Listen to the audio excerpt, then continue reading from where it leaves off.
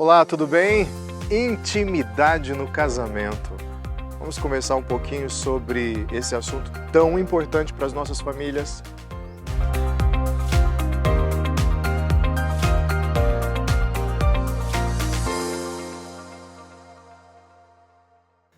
Gênesis 2, passagem da Bíblia muito importante, conta o desenvolvimento de parte da criação, e em especial da criação do homem e da mulher. E também mostra como o homem, a princípio, se sentia só. E Deus resolveu toda essa situação dando uma tarefinha para ele. No caso, esse homem se chamava Adão, segundo a história bíblica, e Deus dá a tarefa para ele de nomear os animais. E quando ele vai nomear os animais, ele percebe que estava só, não tinha ninguém que correspondesse a ele, não tinha ninguém que fizesse companhia para ele. Não tinha ninguém que pudesse se relacionar com ele de igual para igual, com a mesma dignidade.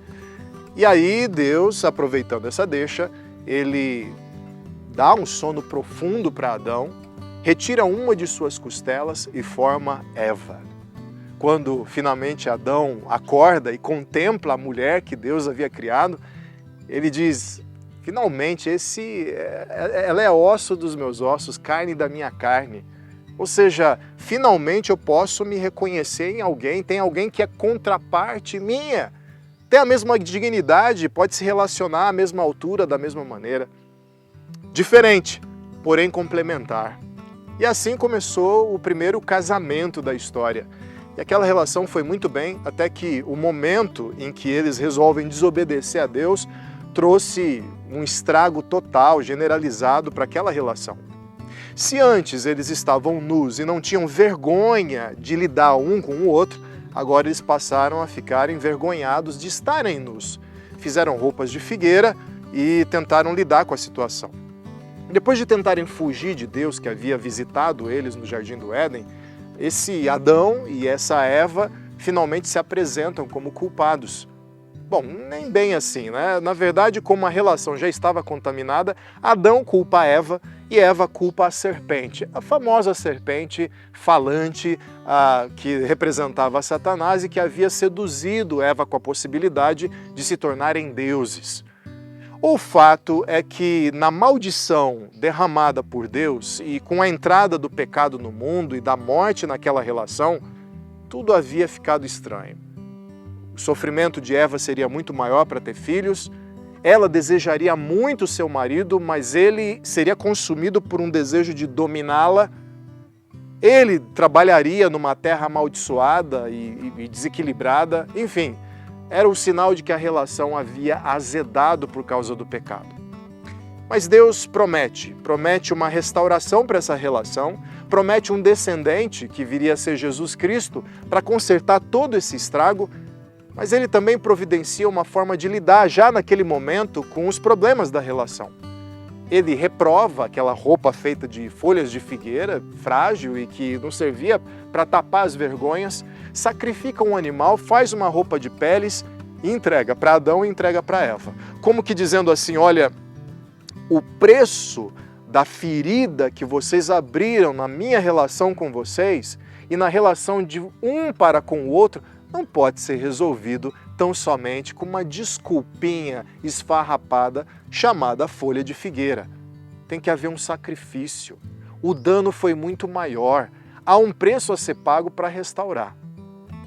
Bom, e como é que a gente chega na relação, na sua relação, no seu casamento, ou nos casamentos que você conhece? O fato é que o casamento é uma das formas de Deus nos ajudar a lidar com a solidão. É difícil caminhar nesse mundo, é difícil, é desolador e muitas vezes nós precisamos de companhia.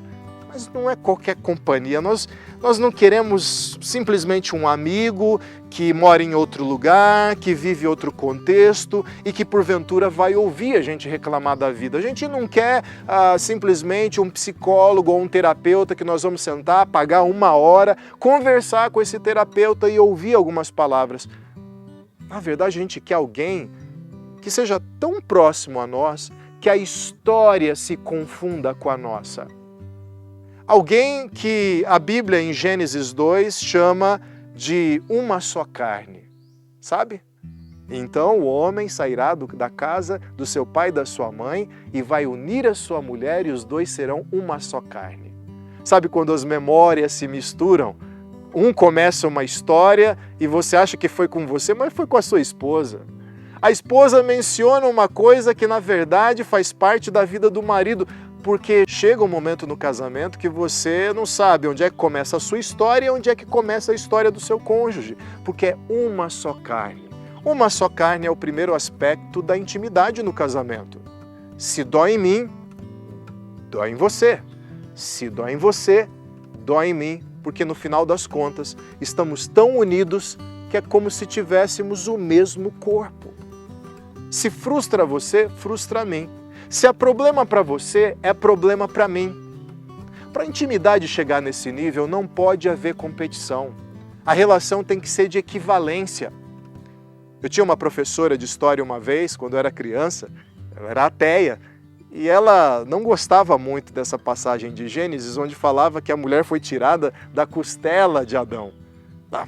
Nossa, que nojento! Deus tirou a mulher do sovaco do homem. É isso que ela dizia na sala de aula. Anos depois, quando eu vim a conhecer Jesus e crer na palavra de Deus, e estudando ela, eu fui perceber uma coisa. A palavra no original para costela é a mesma palavra usada para o lado do templo, a parede do templo. É também a mesma palavra usada para falar do lado de uma montanha, ou seja, era algo estrutural.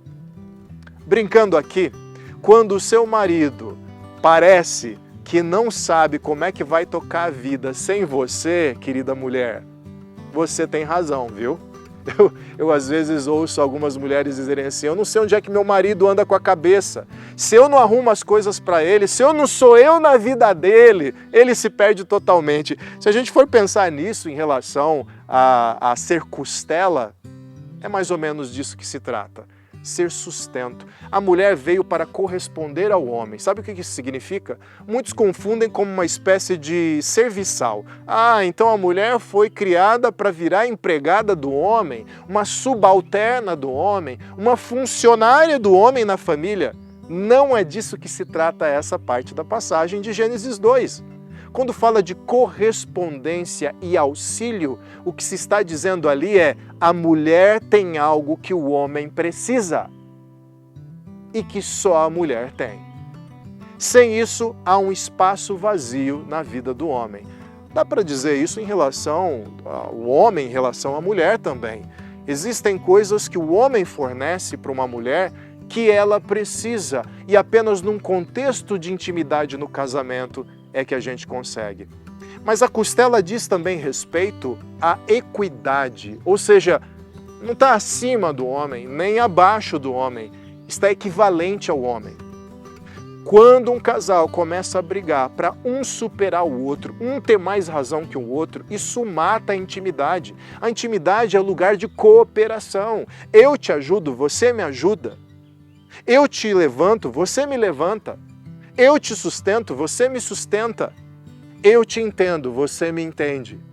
Mas quando começa um tal de eu tenho razão, você vai ver do que eu sou feito, você vai ver do que eu sou capaz, isso não vai ficar barato. Você mata a intimidade. Agora, tem alguns outros elementos também relacionados a isso. Não há intimidade no casamento sem nudez desinibida. É o que você ouviu falar mesmo, nudez desinibida. O que é nudez desinibida? Gênesis 2 fala que Adão e Eva estavam nus e não tinham vergonha um do outro. Mas diz respeito à nudez literal? Também. Eu espero que você ande nu na frente da sua esposa e você, esposa, ande nua na frente do seu esposo. Você sabe que a intimidade não anda bem quando a esposa sente tanta vergonha do corpo e do olhar do marido que já não quer mais se ver contemplada pelos olhos dele. Você sabe quando o marido está com algum problema de intimidade com a esposa, quando ele não consegue andar nu na frente da esposa. Porque, sei lá, ganhou barriga, porque engordou, porque está mais calvo, eu não sei. Eu sei é que quando essa liberdade é perdida num casal, alguma coisa não anda bem. Mas claro, a nudez física ela só representa a transparência, ou seja, Eu tenho coragem de me mostrar como sou para você. E quando eu me mostro como sou para você, você me vê como eu sou, com os meus defeitos, com as minhas qualidades, com as minhas rugas, com o meu sobrepeso, mas também com as minhas deficiências, também com as minhas limitações, também com os meus obstáculos de caráter, também com as minhas dificuldades de personalidade. Mas o mais importante, apesar disso, você aceita estar comigo. Isso é intimidade num casal. Você sabe dos defeitos, você sabe das complicações, mas você acolhe ainda assim.